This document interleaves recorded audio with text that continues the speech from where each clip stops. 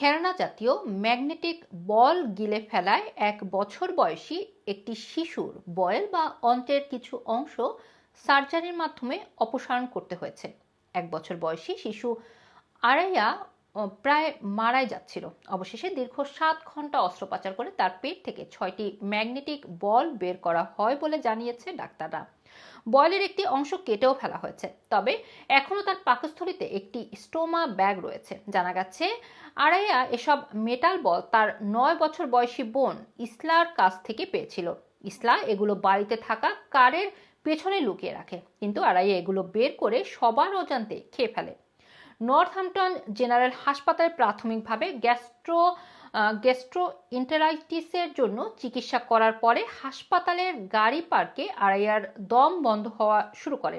তখন আবারও সাথে সাথে হাসপাতালের অ্যাক্সিডেন্ট অ্যান্ড এমার্জেন্সিতে নিয়ে যাওয়া হয়। তখনই চিকিৎসকরা আবিষ্কার করেন তার পেটে বেশ কয়েকটি মেটাল বল একসাথে জমে আছে।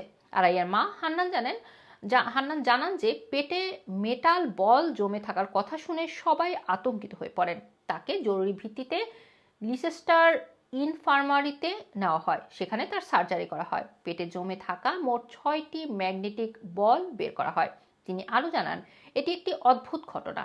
এমন আকস্মিকতায় পরিবারের সবাই ভেঙে পড়েছে, তবে ডাক্তারদের আন্তরিক প্রচেষ্টায় আরাইয়া সুস্থ হয়ে উঠেছে। ডাক্তাররা জানান, ম্যাগনেটিক বলগুলো আরাইয়ার বয়েল বন্ধ করে দিয়েছিল।